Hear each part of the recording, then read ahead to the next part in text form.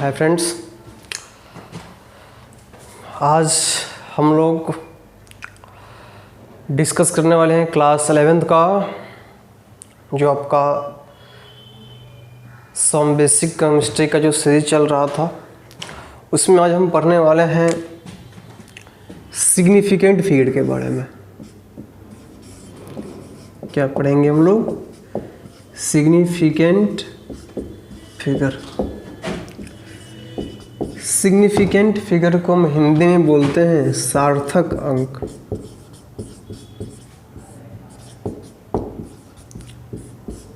हिंदी में क्या बोलते हैं इसको? सार्थक अंक। व्हाट डू यू मीन सार्थक अंक? सार्थक अंक से आप क्या समझते हो? तो देखो, कई बार क्या होता है कि हमारे पास बहुत सारा वैल्यू, यहाँ पे बड़ा सा बड़ा वैल्यू भी, इसके पहले वाले में वैज्ञानिक संकेतन देखे थे ना, उस तरह से बड़ा से बड़ा वैल्यू हम आपको मेंशन रहता है और आपसे पूछा जाता है कि उसमें से सार्थक वैल्यू कौन है। ठीक है, तो वही चीज़ हम पढ़ने वाले हैं। तो इसमें कुछ रूल है जिसको आपको ध्यान काउंट करने के लिए बताया जाएगा कि कैसे सार्थक अंक हम काउंट करेंगे। तो रूल नंबर फर्स्ट क्या है, ध्यान दो। रूल नंबर फर्स्ट कहता है क्या? सभी अशून्य अंक, सभी अशून्य अंक सार्थक अंक होते हैं। सार्थक अंक होते हैं। सभी अशून्य अंक सार्थक अंक होते हैं। जैसे कि एग्जाम्पल आपसे कहें 515, आपसे कहें हम 6223 और पूछें, देखो सिग्निफिकेंट फिगर को हम शॉर्ट में लिखेंगे SF, तो समझना। आपसे कहें कि इसमें सिग्निफिकेंट फिगर कितना है, यानी कि सार्थक अंक कितना है, इसमें सार्थक अंक कितना है, तो कहता है कि सभी अशून्य अंक सार्थक अंक होते हैं। तो इसमें कितना अंक है? 1 2 3, तो सिग्निफिकेंट फिगर 3। क्या इसमें कहीं से शून्य है? बिल्कुल नहीं। वो तो स्पष्ट लिख दिया कि अशून्य अंक, जिसमें शून्य हो ही नहीं, वह सभी के सभी सार्थक अंक होते हैं। आपसे कहीं इसमें सार्थक अंक कितना, तो 1 2 3 4, तो सार्थक अंक इज इक्वल टू 4। नेक्स्ट मान लो ऐसा मिल जाए 2 3 4 8 2, बस सिंपल है। सार्थक अंक इज इक्वल टू कितना? 5। वैसे ही आगे बढ़ते जाओ, बहुत सारे एग्जाम्पल आ जाएगा, कितना लिखोगे। रूल नंबर फर्स्ट हो गई। बात करते हैं रूल नंबर सेकंड की। कहता है यदि दो अशून्य अंक के बीच, दो अशून्य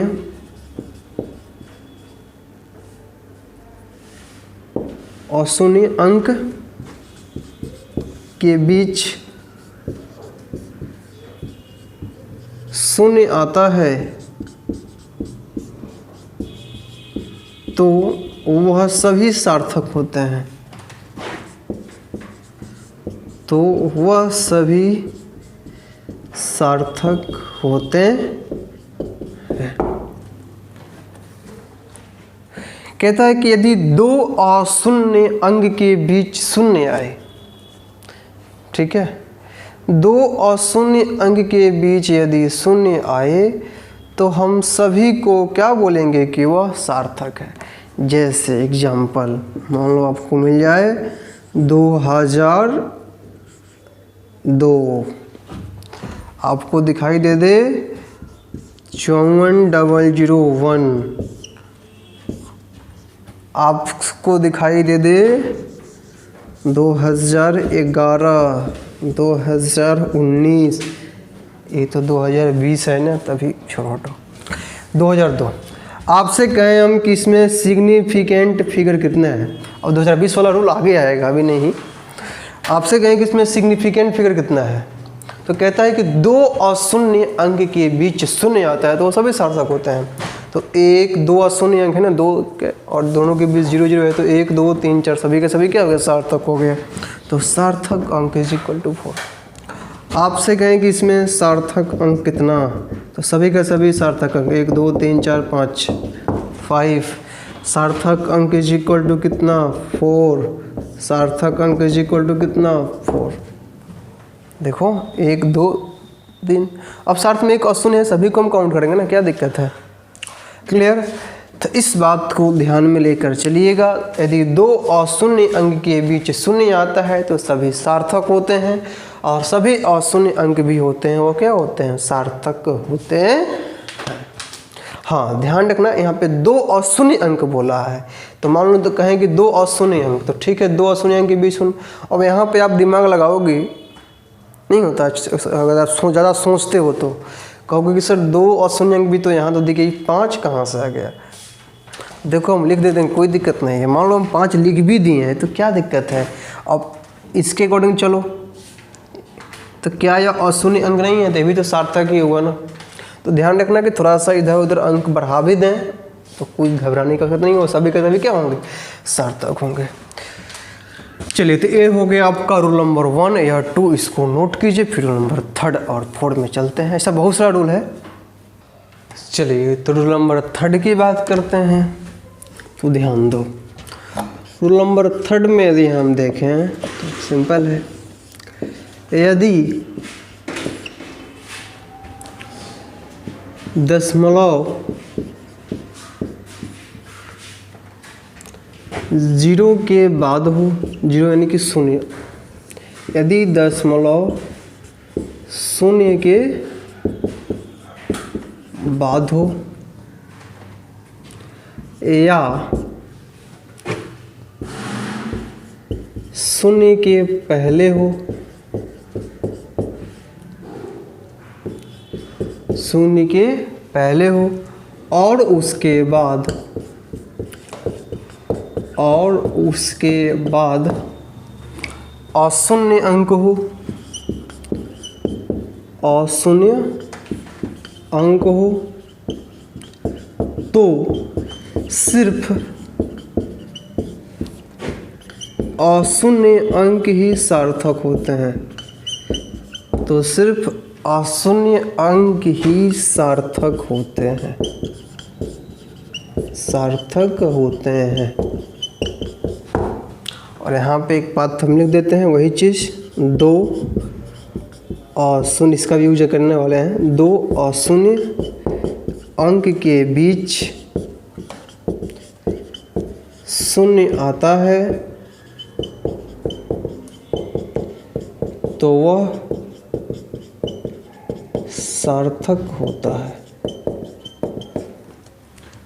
क्लियर। एग्जाम्पल देखो, पहले समझो क्या हम कहना चाहते हैं। यदि दशमलव 0 के बाद हो, मान लो यह 0 है, इसके बाद दशमलव हो, या 0 के पहले दशमलव, फिर 0 हो, देखो 0 के पहले दशमलव हो, उसके बाद अशून्य अंक हो, मान लो कि 82 हो, तो सिर्फ अशून्य अंक ही सार्थक होते हैं। तो सिर्फ अशून्य अंक ही सार्थक होते हैं। तो अशून्य अंक कितना, 2। क्लियर। 0 के बाद दशमलव हो, 0 के पहले दशमलव हो, उसके बाद क्या हो, उसके बाद अशून्य अंक हो, तो सिर्फ अशून्य अंक ही सार्थक होते हैं। चलो और एग्जांपल लेते हैं। जैसे कि मान लीजिए कि ऐसा आ जाए 0.00521, आपसे कहें कि सार्थक अंक ढूंढो, तो तुरंत आप कहोगे कि सार्थक अंक इज इक्वल टू 3। मान लो ऐसा आ जाए सिंपली क्या, 0.072001, आपसे कहें कि इसमें सार्थक अंक बताओ, तो अशून्य अंक, तो अब कहोगे कि सर के अशून्य अंक तो यही है ना। देखो यहाँ पे क्या लिखे हैं कि दो अशून्य अंक के बीच यदि शून्य आता है तो वह सार्थक, पहले भी डिस्कस कर चुके हैं नंबर 2 में। तो 1 2 3 4 5, इसमें सिग्निफिकेंट फिगर कितना, 5। 0.0202 significant figure is equal to 3। हाँ ठीक है, यह नहीं होगा, लेकिन नॉन जीरो है ना, दो अशून्य के बीच तो शून्य ना, तो वो सभी किस में आ जाएंगे, सार्थक में। क्लियर। तो ये हो गया आपका रूल नंबर 3। अब हम इसी में बात करते हैं नेक्स्ट रूल नंबर 4 की। तब तक आप इसको नोट कर लो जल्दी से। चलिए,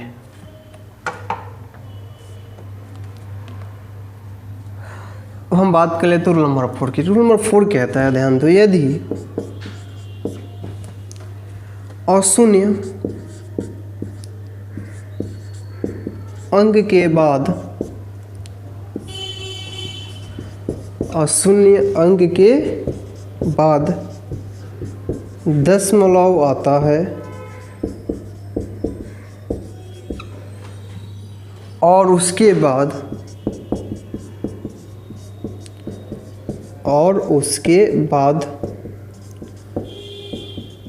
अशून्य अंक तथा फिर उसके बाद शून्य आता है, तो वह सभी सार्थक होते हैं। तो वह सभी सार्थक होते हैं। दिखाई दे रहा है ना जी? लिख लो यहाँ पे अच्छे से, वह सभी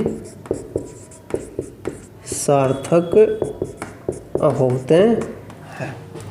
ध्यान से समझो, कहता है यदि अशून्य अंक के बाद दशमलव हो, जैसे कि एग्जाम्पल 7 अशून्य अंक है, उसके बाद दशमलव हो और उसके बाद अशून्य अंक हो, फिर से अशून्य अंक मान लो यहाँ पे 2 लिख दिए, तथा फिर उसके बाद शून्य आता हो, मान लो यहाँ पे शून्य आ जाए, तो कहता है कि वह सभी सार्थक होते हैं। तो 1 2 3, तो सिग्निफिकेंट फिगर इक्वल टू कितना? बोलो कोई दिक्कत? हाँ, ये सब रूल को आपको थोड़ा सा याद करके चलना पड़ेगा। याद नहीं करोगे तो थोड़ा सा परेशानी आ सकती है। क्लियर? मान लो ऐसा आ जाए 7.220, आपसे कोई पूछे सिग्निफिकेंट फिगर बोलो, तो 1 2 3 4। क्लियर? कई बार ऐसे भी दे देता है, मान लो ऐसे दे दे सिंपली 3.0, इसने आपसे पूछा कि सिग्निफिकेंट फिगर बताओ, तो ठीक है, दशमलव है, अशून्य अंक है, उसके बाद दशमलव है, उसके बाद अशून्य अंक ना आकर आपको सीधे क्या दे दिया है? शून्य दे दिया है। ठीक है, तो ध्यान रखना, अशून्य अंक के बाद दशमलव, उसके बाद अशून्य अंक हो, और यहाँ पर लिख लेना यदि शून्य भी हो तो वह सभी सार्थक होते हैं। अब बताओ इसमें significant figure is equal to कितना? 2। क्लियर? आपसे कहें कि 7.000 इसमें significant figure is equal to कितना? तो 4। क्लियर? चलिए, तो तीसरा हो गया, चौथा हो गया, इसको नोट कीजिए। फिर हम आगे बात करते हैं रूल नंबर 5, रूल नंबर 6, 7, खैर इसको नोट करो। चलिए आगे बात करते हैं। कितना नंबर रूल होगा? 1 2 तो देख लिए, 2 3 हो गया, चलो 4 5 भी होगा। नंबर 6 की बात करते हैं। क्लियर? अब देखो नंबर 6 की यदि हम बात करें तो इसका सिंपल कहानी है।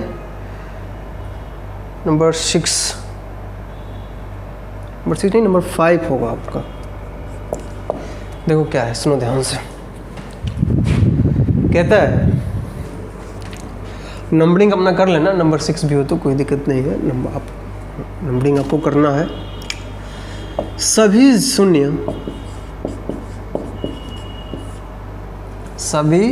शून्य यदि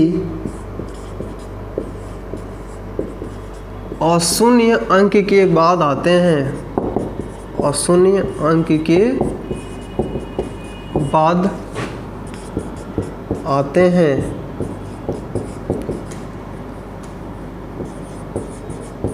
तो वह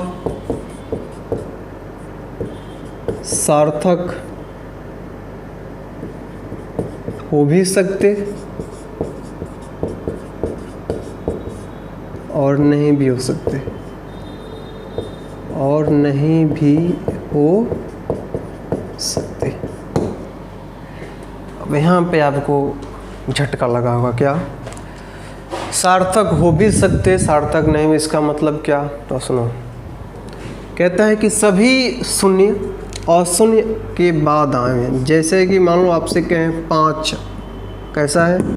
अशून्य है, इसके बाद सब शून्य आ जाए, इतना आ जाए, मान लो ऐसा आ जाए 7 0 0 0, कोई बीच में डेसिमल वाली बात नहीं होनी चाहिए।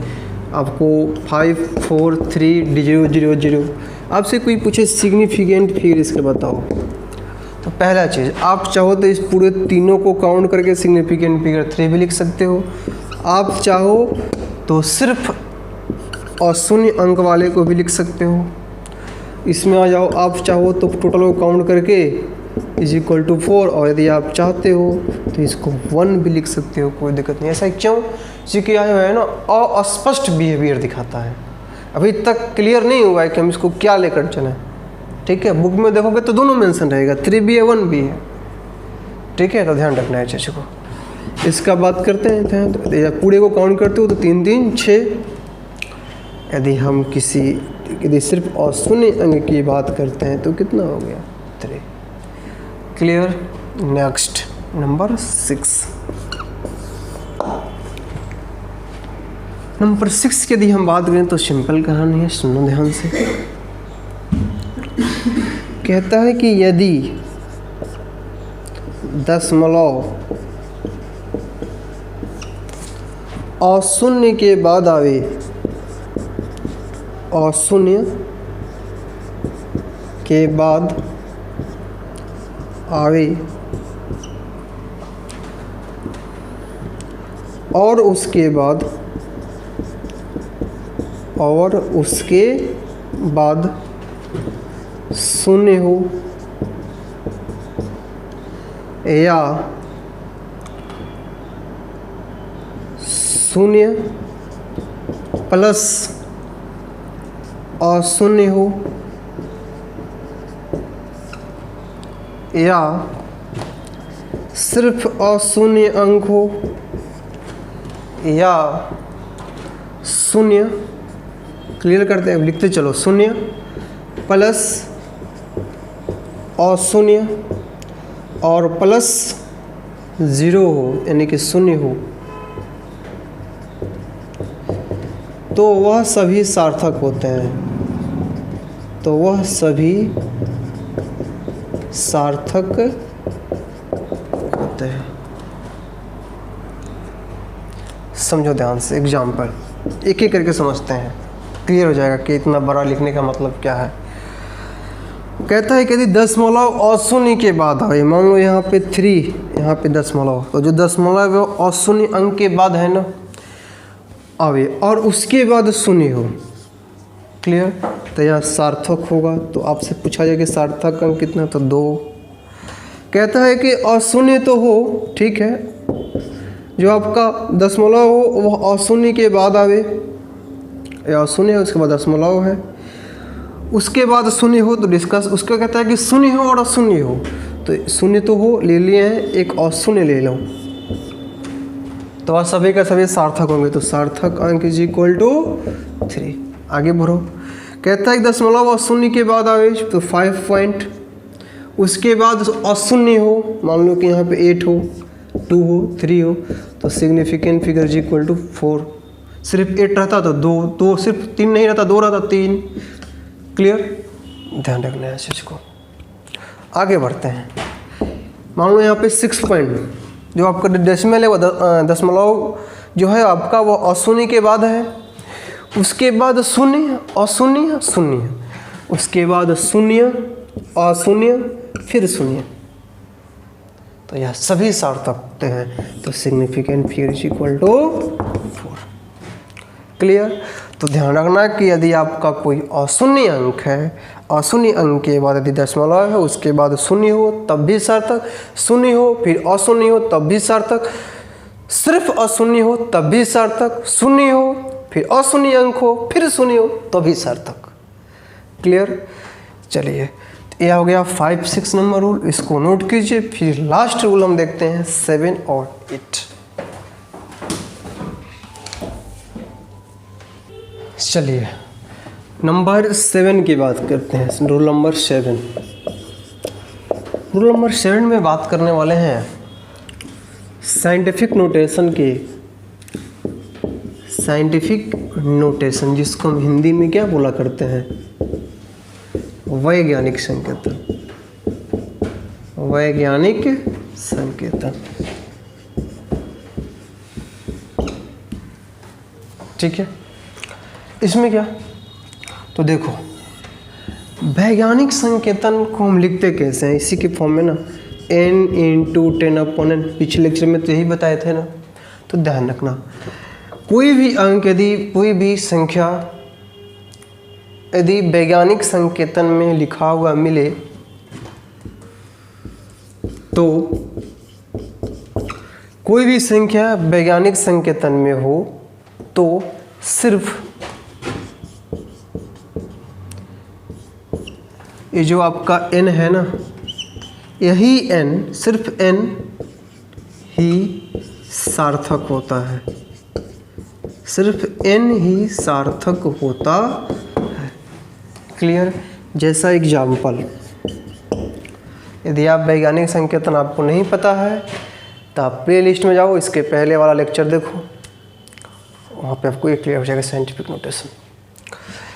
ध्यान दो, मान लो कोई आपको वैल्यू लिखा हुआ मिले 6.023 × 10/23, कहा जाए कि इसका वैज्ञानिक संकेतन लिखिए। देखो तो यही तो आपका n है, यह आपका 10/n है, इसी के फॉर्म में ना। तो 10/n से कोई लेना देना नहीं है, सिर्फ n ही सार्थक होगा। देखो तो n वाला आपका यही वैल्यू है ना 6.023। आपसे पूछा जाए कि सार्थक कितना, सभी का सभी सार्थक है। Significant figure is equal to 4। Clear. 1 2 3 और 4। और फिर रूल देखे थे ना इसके पहले वाले में कि अशून्य उसके बाद शून्य हो, उसके बाद फिर अशून्य हो, सभी सार्थक। जस्ट पहले देखे थे रूल नंबर 6 में। चलो नेक्स्ट, मान लो हमारे पास ऐसा आ जाए 7.00 × 10/2 या 6, कुछ भी लिखो। आपसे कहें कि सार्थक, तो सिर्फ यही वाला सार्थक n वाला, तो significant figure is equal to 3। मान लो ऐसा आ जाए 9.1 × 10⁻31, तो सिर्फ यही वाला सार्थक कितना वैल्यू है 2, तो significant figure is equal to 2। Clear. ये रहा आपका वैज्ञानिक संकेतन नंबर 7। नंबर 8 की बात करते हैं, यहीं पे बात कर लेते हैं। हाँ चलो ठीक है, यहीं पे रूल नंबर 8। रूल नंबर 8 में कुछ नहीं है, सिंपली आपको हम बताते हैं। जैसे कि मान लो कई बार आप लोग देखिए हो, कई बार वैल्यू क्या होता है ना, ऐसा दिया रहता है 2.222 ... कहता है कि इसका सिग्निफिकेंट यानी कि सार्थक अंक बताओ। कई बार क्या होता है कि ऐसा भी दिया हुआ मिलता है 9.999999, कहता है कि इसका सार्थक अंक बताओ। कई बार आपको ऐसा दिया हुआ मिलेगा 3.333, अब बताते रहो सार्थक अंक। ध्यान रखना, जैसा ही ऐसा वैल्यू आता है डॉट डॉट करके दिया हुआ हो या ऊपर में रेकरिंग दिया हुआ हो, तो वो सभी का जो आपका सार्थक अंक होता है सभी का इनफाइनाइट होता है।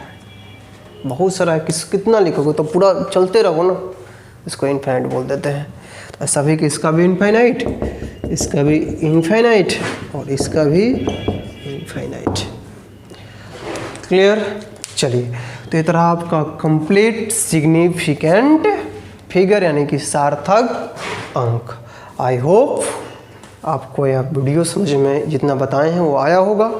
यदि इसमें कोई डाउट हो तो आप कमेंट कर सकते हो, या व्हाट्सअप ग्रुप इसके नीचे है, इस डिस्क्रिप्शन में, वहाँ से भी जुड़ सकते हो। और हाँ, ध्यान रहे, इसको पढ़ने के बाद आप NCERT बुक उठाओ या जो भी आप बुक प्रीफर कर रहे हो। अब सवाल रहा कि आप बुक कौन सा प्रीफर करो। देखो यहाँ पे ध्यान दो, बुक आप सिंपली NCERT को तो हम स्टैंडर्ड लेकर चलेंगे ही आगे आने वाले चैप्टर में भी।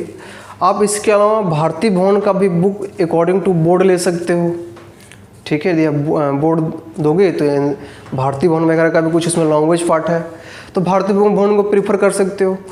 यदि आप मान लो कि आने वाले टाइम में नीट वगैरह का भी पेपर देना चाहते हो, आईटी वगैरह का भी पेपर देना चाहते हो, तो आप इसके अलावा ओपी टंडन का बुक फॉलो कर सकते हो, या फिजिकल केमिस्ट्री की बात हम करें तो फिजिकल केमिस्ट्री में एक और बुक आता है बालाजी प्रकाशन का, उसका भी फॉलो आप कर सकते हो, या और भी प्रदीप वगैरह का भी बुक आता है।